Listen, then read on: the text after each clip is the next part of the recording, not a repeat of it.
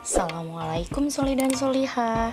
Jumpa lagi dengan Miss Wina di channel belajar kita di Guru SD Channel.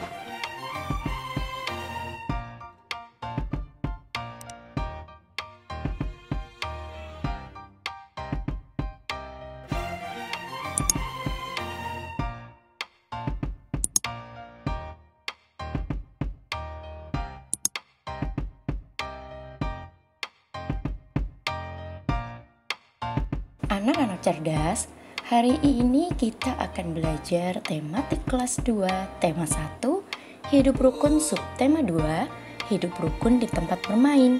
Dan kita sudah memasuki ke pembelajaran 3 dan 4. Yuk kita simak video pembelajarannya. Tapi sebelum belajar, kita berdoa terlebih dahulu yuk. Berdoa dimulai.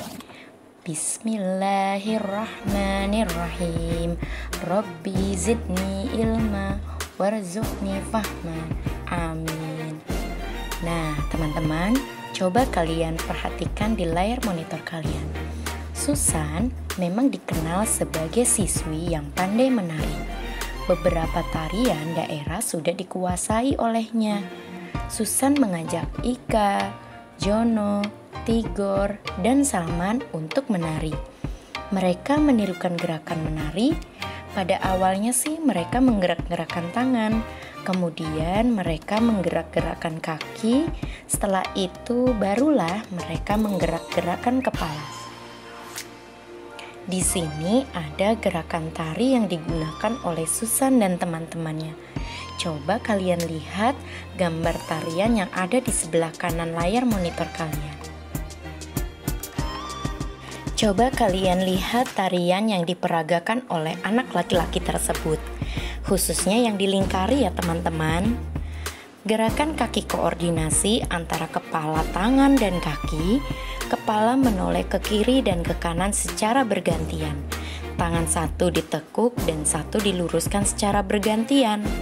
Kaki melangkah disilangkan secara bergantian. Lanjut. Untuk gerakan tari yang dilakukan oleh anak perempuan, khususnya yang dilingkari ya teman-teman. Gerakan tari koordinasi antara tangan dan kaki, kedua telapak tangan membuka dan tangan lurus ke bawah. Kaki bergeser secara menutup, jempol bertemu dengan jempol, lalu membuka. Nah, untuk selanjutnya kita akan membahas tentang matematika. Teman-teman, Salman dan teman-temannya membuat sebuah karya seni lipat yang berasal dari origami itu loh. Nah, mereka membutuhkan banyak hasil lipatan kecil yang harus digabungkan. Salman berhasil membuat 123 lipatan kecil dan Susan berhasil membuat 234 lipatan kecil. Lantas, manakah yang lebih banyak? Ayo, coba mana yang lebih banyak? Nah, untuk mengetahuinya, anak-anak, cara untuk menentukan suatu bilangan lebih dari atau kurang dari atau sama dengan cara membandingkan nilai angka pada tempat ratusan, puluhan, dan satuannya. Sekarang, coba kalian perhatikan di sebelah kiri paling bawah. Perhatikan bilangan 123 dan 234. 123 jika dijadikan penjumlahan adalah 100 ditambah 20 ditambah 3. Nah, kalau 234 jika dijadikan penjumlahan sama dengan 200 ditambah 30 ditambah 4. Nah, coba kalian fokus pada tempat puluhannya, pada bilangan yang menempati nilai tempat puluhan. Kalau kalian perhatikan, tempat puluhannya tidak sama kan? 123 puluhannya adalah 20 atau angka 2. 234 puluhannya adalah angka 3. Karena 2 kurang dari 3, ya, 2 kurang dari 3. Jadi 123 kurang dari 234. Nah, kata kurang dari bisa diganti dengan menggunakan simbol. Simbolnya seperti yang ada di sebelah kanan bawah. Nah, itu adalah simbol kurang dari. Nah, anak-anak, untuk lebih jelasnya, simbol-simbol kurang dari, lebih dari, atau sama dengan, kalian bisa perhatikan pada layar monitor kalian. Perbandingan kedua bilangan dapat ditulis dalam bentuk simbol. Nah, kalau teman-teman lihat ya, yang angka 1 itu lebih dari. Lebih darinya simbolnya seperti itu, teman-teman. Nah, untuk yang kedua, kurang dari. Kurang dari simbolnya seperti itu, teman-teman, seperti membentuk huruf K. Nah, untuk nomor 3 adalah sama dengan. Kalau sama dengan itu bisa digunakan untuk bilangan yang sama. Misalnya 16 sama dengan bilangan 16 sama dengan bilangan 16 lagi. Nah, itu bisa menggunakan simbol sama dengan. Nah, teman-teman, sebagai contohnya, Miss Wina punya 2 buah bilangan. Bilangan pertama adalah 225. Lalu bilangan kedua adalah 252. Tuh, yang di lingkaran paling atas. Nah, teman-teman, lagi-lagi fokus ke angka puluhannya. Kenapa Miss Wina minta kalian fokus ke angka puluhannya? Karena di angka ratusannya menunjukkan bilangan yang sama atau angka yang sama. Jadi sekarang untuk pembandingnya kita menggunakan angka yang berada di puluhannya. Angka sebelah kiri 225, puluhannya adalah angka 2. Lalu yang di sebelah kanan angka puluhannya adalah 5. Karena angka 2 kurang dari 5, maka kalimat perbandingannya adalah 225 kurang dari 252. Nah, kurang darinya itu bisa diganti dengan menggunakan simbol. Nah, simbolnya seperti apa, teman-teman? Coba kalian lihat pada layar monitor kalian ya. Nah, simbolnya seperti yang di bawah itu. Sekarang, lagi-lagi Miss Wina punya 2 buah bilangan. Bilangan yang sebelah kiri adalah 278. Bilangan yang di sebelah kanan adalah 227. Untuk pembandingannya, kalian bisa lihat angka pada puluhannya. Karena lagi-lagi angka pada ratusannya memiliki angka yang sama-sama 2. Sekarang lihat sebelah kiri, angka puluhannya adalah 7 dan angka yang di sebelah kanan, angka puluhannya adalah angka 2. Karena angka 7 lebih dari 2, maka kalimat perbandingannya adalah 278 lebih dari 227. Maka kalimat lebih darinya bisa diganti dengan menggunakan simbol. Simbolnya seperti yang ada di bawah. Paham ya teman-teman sampai di sini? Kata kurang darinya itu diganti menjadi lebih dari ya teman-teman ya. Salah ketik. Sekarang kita belajar mengenai bandingkan 2 bilangan berikut dengan memperhatikan angka penyusunan. Nah, teman-teman, di sini Miss Wina punya contoh soal nih. Di situ terdapat 2 bilangan, yaitu 349 dan 394. Teman-teman coba perhatikan pada bilangan 349. Jika dijadikan penjumlahan, maka hasilnya 300 ditambah 40 ditambah 9. Selanjutnya, 394 jika dijadikan penjumlahan sama dengan 300 ditambah 90 ditambah 4. Lantas, bilangan 349 pastinya dong kurang dari 394. Kenapa bisa dikatakan kurang dari? Karena lagi-lagi kita lihat angka pada puluhannya.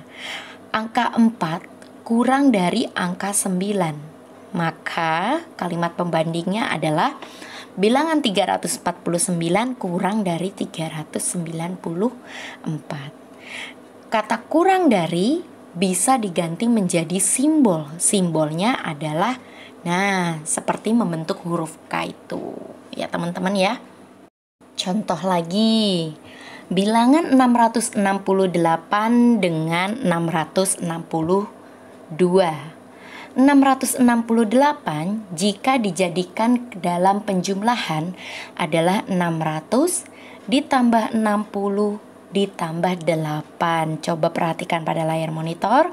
Selanjutnya 662 jika dijadikan penjumlahan adalah 600 ditambah 60 ditambah 2. Nah, ini seru banget nih teman-teman. Karena untuk angka pembandingnya yang kita ambil adalah satuannya. Kenapa? Karena angka pada ratusannya sama-sama 600, angka pada puluhannya sama-sama angka 6. Ya, tadi ratusannya ada angka 6 lagi. Untuk angka di puluhannya lagi-lagi adalah angka 6. Dan yang berbeda sendiri adalah angka pada satuannya, yaitu 8 dan 2. Nah, karena angka 8 lebih dari angka 2, maka untuk kalimat pembandingnya adalah bilangan 668 lebih dari 662.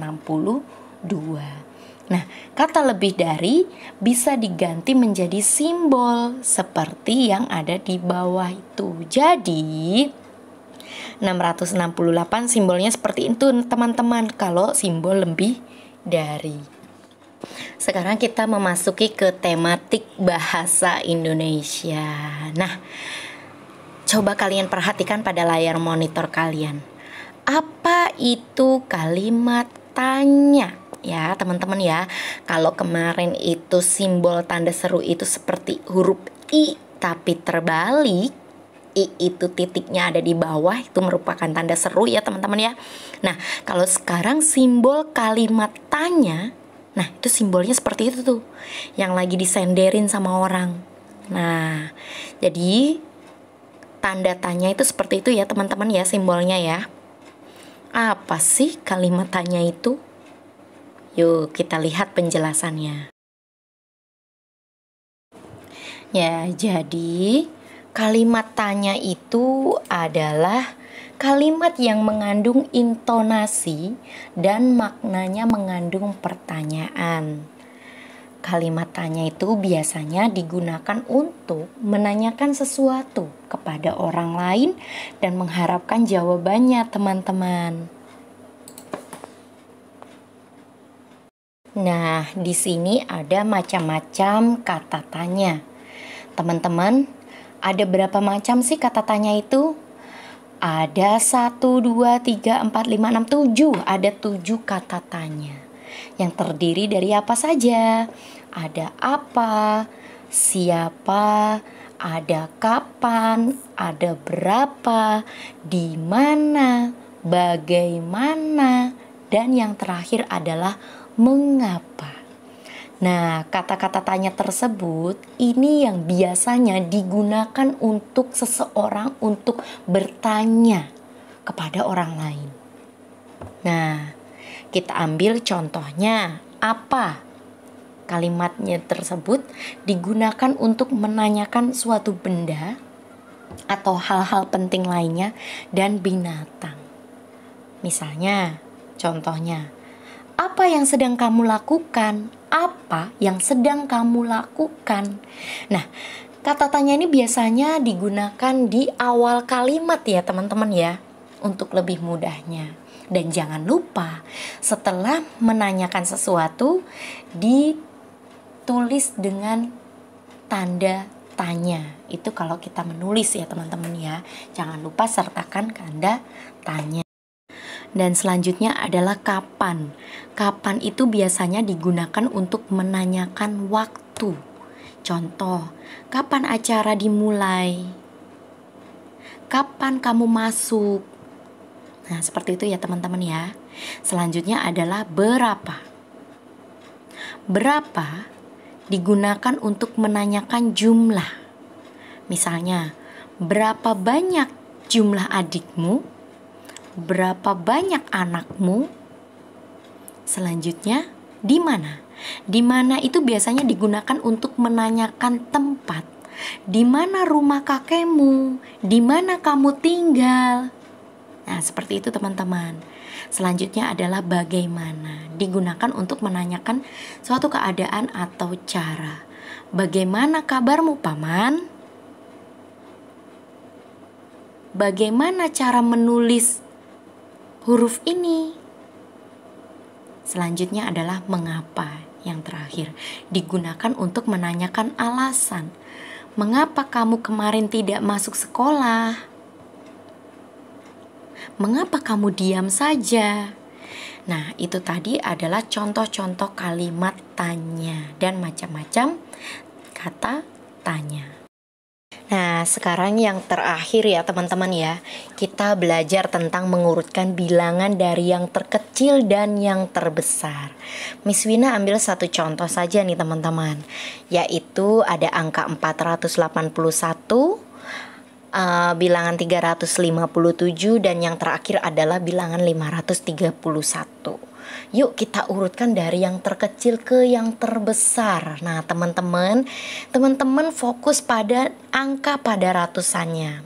Karena ini semuanya angkanya beda-beda ya teman-teman ya. Kita mulai dari ratusannya dulu. Kalau ratusannya sudah berbeda, kita bisa langsung urutkan. Tadi apa?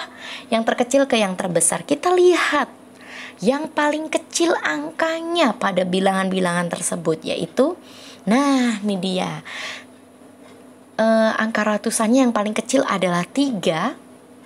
Terus ke yang terbesar, habis angka 3 angka 4, habis angka 4 ada angka 5. Berarti udah jelas dong, dari yang terkecil yaitu 357,481 dan selanjutnya adalah 531.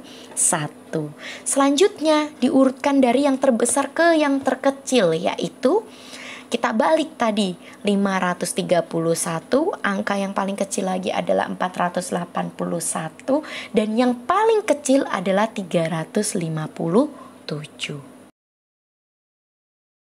Nah, itu tadi ya teman-teman, kurang lebihnya materi kita hari ini. Semuanya lengkap di pembelajaran 3 dan 4. Andai ada yang kurang itu teman-teman bisa baca lagi bukunya ya teman-teman ya. Nah, alhamdulillah selesai sudah pembelajaran kita hari ini. Miss Wina mohon maaf apabila dalam mengajar hari ini terdapat kata-kata yang kurang berkenan, dan apabila mengajarnya banyak kekurangan ya teman-teman ya. Karena sesuatu kelebihannya adalah milik Allah, segala sesuatu kekurangannya adalah milik Miss Wina sendiri. Baiklah, Miss Wina tutup pembelajaran hari ini. Semoga apa yang kalian dapatkan hari ini dapat bermanfaat untuk teman-teman semua. Miss Wina akhiri, mari kita sama-sama membaca lafaz hamdalah, alhamdulillahirabbil alamin. Istighfar 3 kali, astagfirullahalazim, astagfirullahalazim, astagfirullahalazim. Subhanakallahumma wa bihamdika asyhadu alla ilaha illa anta astaghfiruka wa atubu ilaik. Wassalamualaikum warahmatullahi wabarakatuh.